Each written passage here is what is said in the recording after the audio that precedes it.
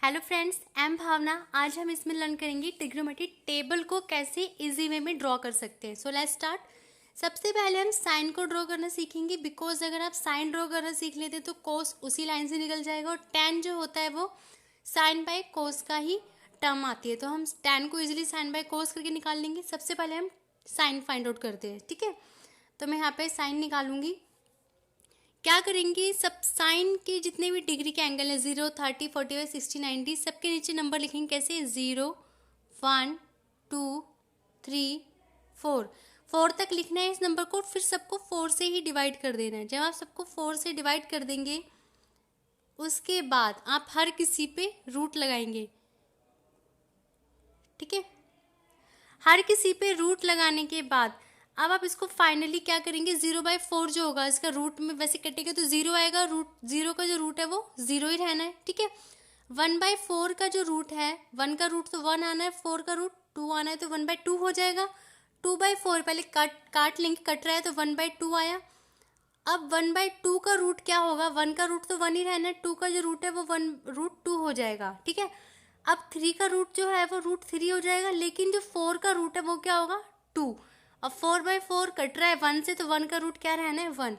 आपके पास जो वैल्यू है आई है इस वक्त, देखा जाए तो साइन आपका 0 डिग्री आया है, साइन 30 आपका 1/2 आया है, साइन 45 आपका 1/√2 आया है, साइन 60 आपका √3/2 आया और साइन 90 आपका 1 आया। आपको कुछ नहीं करना, कोस के लिए लाइन को उल्टी कर देनी है खाली, यानी कि जो साइन 90 होगा वो कोस का 0 बन जाएगा 1, जो साइन 60 होगा वो उसका 30 बन जाएगा यानी कि √3/2। जो इसका 45 है वो जस्ट इसके नीचे ही आएगा तो वो 1/2 ही रहेगा। जो इसका 30 था वो कोस का 60 बन जाएगा यानी कि यही 1/√2 आएगा, ये 1/2।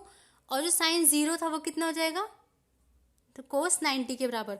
अब tan निकालने की क्या ट्रिक होती है, साइन अपॉन में कोस, यानी कि साइन 0 कितना था, 0 डिग्री, 0 और कोस 0 कितना था, 1। तो 0/1 को जब आप डिवाइड करोगे तो क्या आएगा, 0।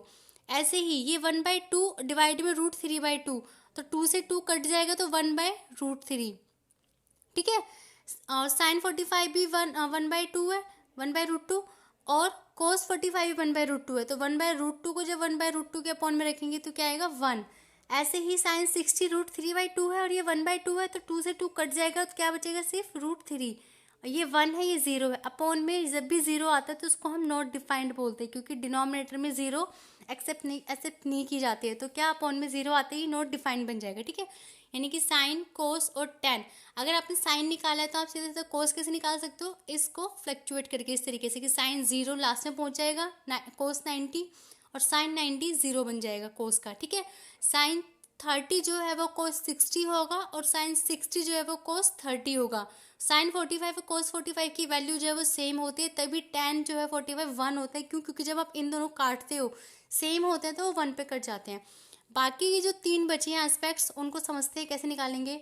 सबसे पहले आपको ये बात पता है कि जो साइन है वो 1 अपॉन में कोसेक के बराबर होते हैं, जो कोस है वो 1 अपॉन में सेक के बराबर होता है, और जो टेन है वो 1/कोट के इक्वल होता है, ठीक है।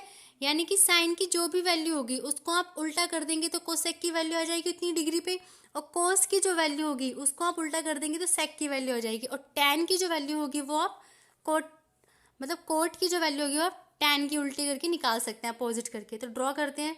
अब हम निकालेंगे कोसेक, सेक और कोट। वही 0 डिग्री पे, 30 डिग्री पे, 45 degree, 60 degree and 90 degree. Sine 0 था वो 0 था, यानी कि वो क्या था, 0/1। जो साइन 0 था वो कितना था, 0, तो 0/1 था। अब 0/1 का जब उल्टा करेंगे तो क्या हो जाएगा, 1/0, यानी कि अपॉन में 0 आते ही क्या कहलाता है, वो नॉट डिफाइंड।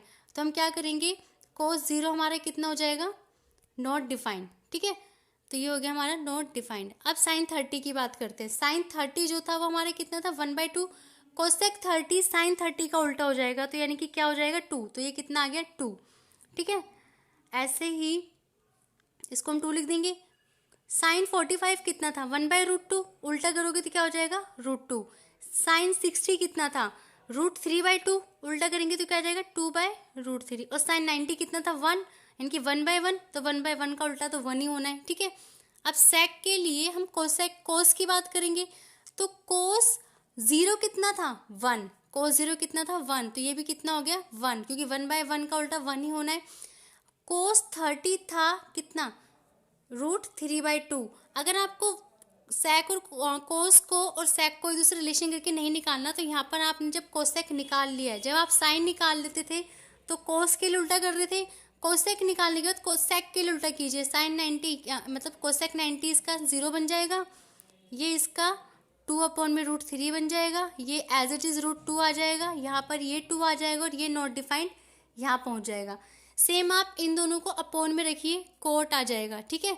तो कोसेक अपोन में सेक तो किसके बराबर आएगा, कोट के बराबर। तो नॉट डिफाइंड अपोन में 0, तो नॉट डिफाइंड के अपोन में जो 0 आएगा तो ये नॉट डिफाइंड ही आएगा, सॉरी अपोन में 1, ठीक है।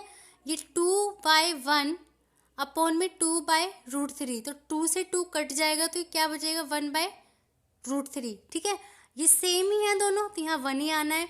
ये 2/√3 और ये 2/1 है, तो 2 से 2 कट गया तो ये कितना आएगा √3, और 1 अपोन में नॉट डिफाइंड जो होता है वो 0 के बराबर होता है, क्योंकि नॉट डिफाइंड अगर 0 अगर नीचे हो तो वो नॉट डिफाइंड होता है, तो ऐसे ही नॉट डिफाइंड अगर 0 नीचे हो तो वो 0 के बराबर होता है। होप कि आपको इसकी वैल्यू निकालने में कोई प्रॉब्लम नहीं होगी।